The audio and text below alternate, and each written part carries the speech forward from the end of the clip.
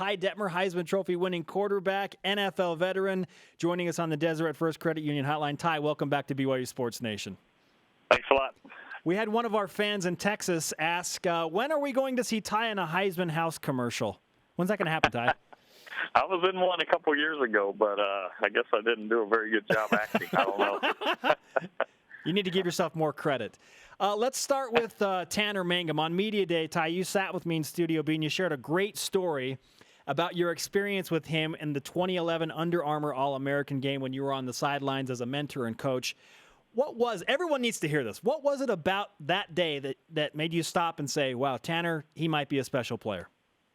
Well, I think both the quarterbacks, either for the South team, I think it was the South team, got hurt that day. And so they were kind of looking around like, what are we going to do? And so they had a guy run over to the other sideline and ask the three quarterbacks over there if any of them wanted to come play on the South team. And, all of a sudden here comes Tanner Mangum, and I'd had a chance to meet him earlier and was like, man, that's pretty impressive. A kid just wants to play, doesn't really know the offense. He's just going to come over and make the most of it. And so, it kind of struck me as pretty cool that here's a guy that you're playing on national TV. You don't want to look bad, but here's a guy that just enjoys the game, wants to play, and is just going to go for it and make the most of it.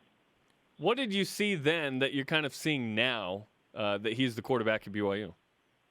Well, he was, pretty polished as a thrower. His technique and his accuracy, arm strength. He had all of that, and so and then you watch him, and he understood when the coaches were kind of telling him, okay, here's what we're doing, here's this play, here's that, and he, you could see that he understood football and he understood the game, and then went out there and he actually executed pretty well, going in and picking up a playbook day one. So, he had a football mind and understood the game. So that was fun to watch. Ty, I know you're busy coaching your own high school football team, but from what you've been able to watch of Tanner Mangum and BYU, how would you evaluate his play as a true freshman? Oh, he's done awesome. To come in off a mission and, a lot of people around the country kind of think, oh, well, that gave him 2 more years. He's older. He's more mature. And yes, he is mentally. But football-wise, you take 2 years away from the game and all of a sudden you're thrown into the national spotlight.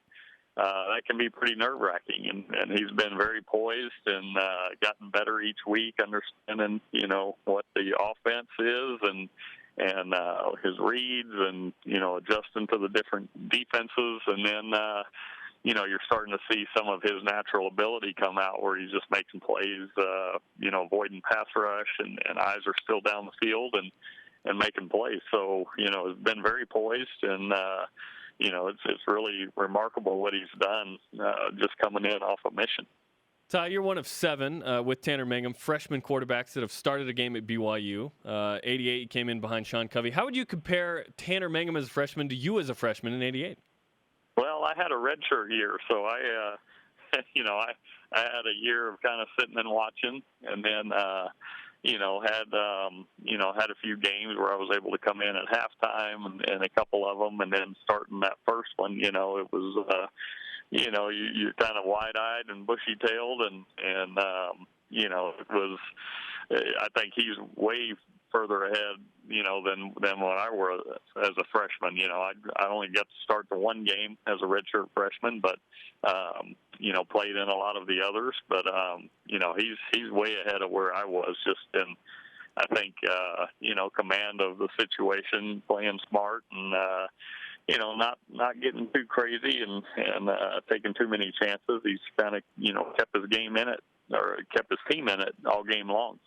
Ty Detmer passed for over 15,000 yards in his career at BYU, College Football Hall of Famer, Heisman Trophy winner with us on BYU Sports Nation. We've been asking all of our members of BYU Sports Nation today, Ty, about their expectations. Now that BYU has started 5-2, without Taysom Hill and without Jamal Williams, Tanner Mangum and this bevy of running backs, how has that changed your expectations for this team this season? Well, I think if going into the season, you kind of looked at it like, well, we've got a pretty veteran team.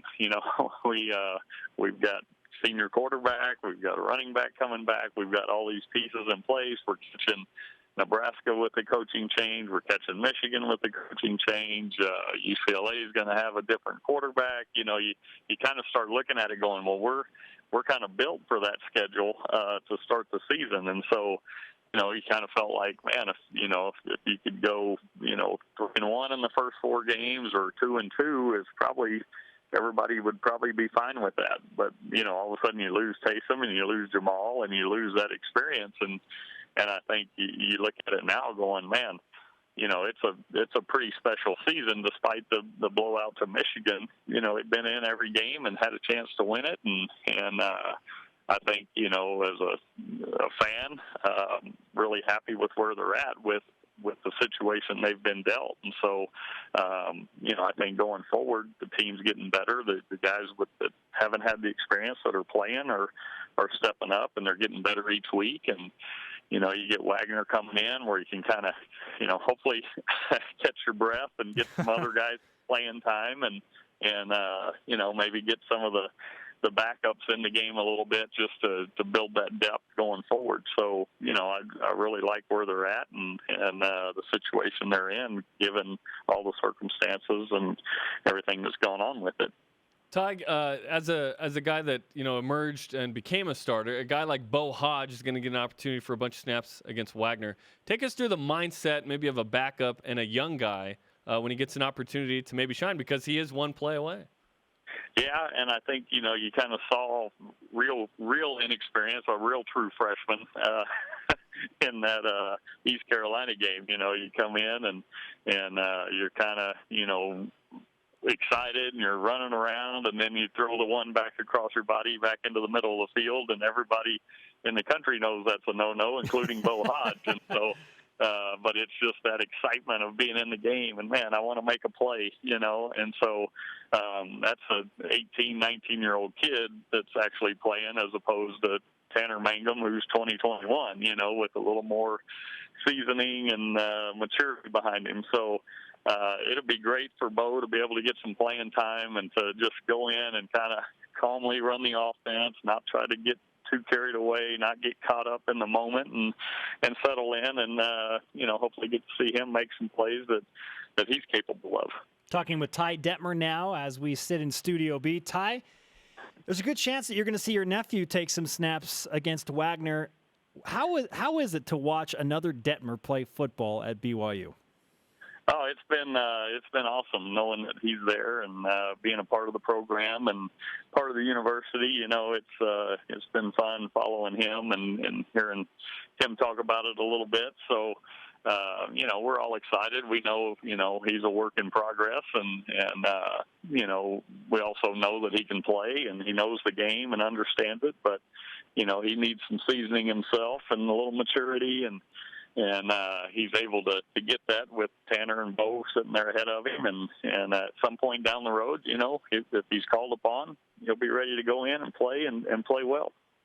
How does Coy remind you of you, or maybe not? I don't know.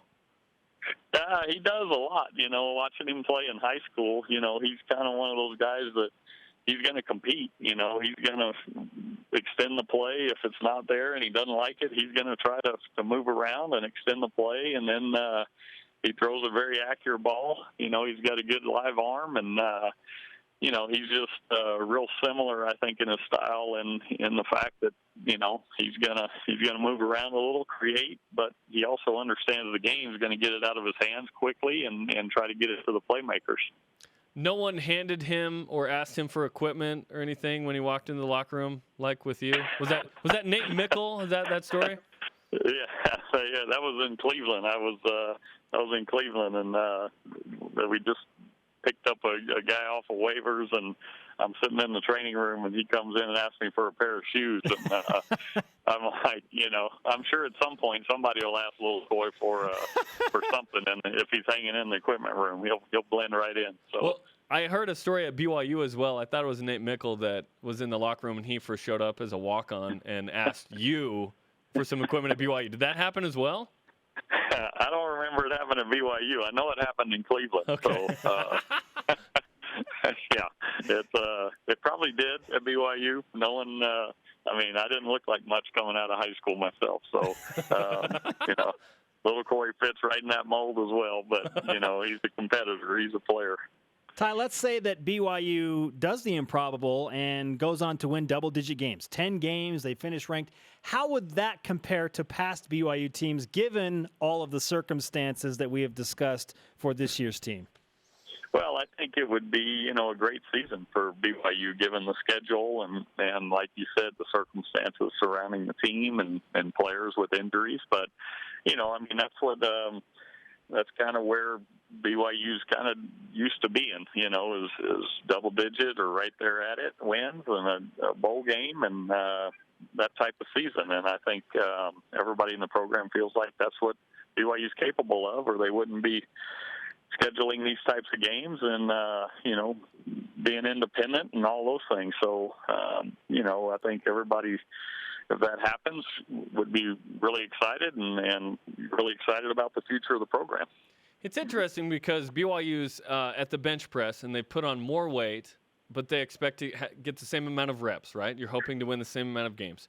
It reminds me a little bit of 91, Ty, your senior season. You played 3 or 4 on the road and tough, Florida State, neutral at UCLA, at Penn State, home to Air Force. Does that remind you at all of that? And was that season maybe more of a challenge because of the schedule? Well, it was a little bit reminds me of that. You know, we'd lost a lot of players from the team before, and so we were a real young team and very inexperienced. And so it was, you know, and then we opened up with 3 tough ones on the road, and so it was you know, kind of a tough opening going in. But as we played and started going, you know, we got better and better each week, and the young guys were learning on the fly, and so.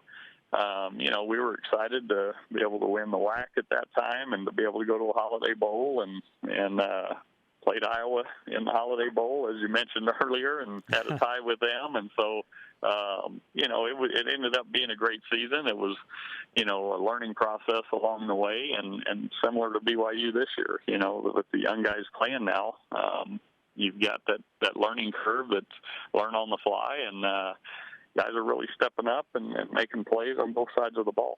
Ty Detmer, Heisman Trophy winning quarterback and an underrated hunter. I hope you're finding time to do that, by the way, in your busy schedule, Ty.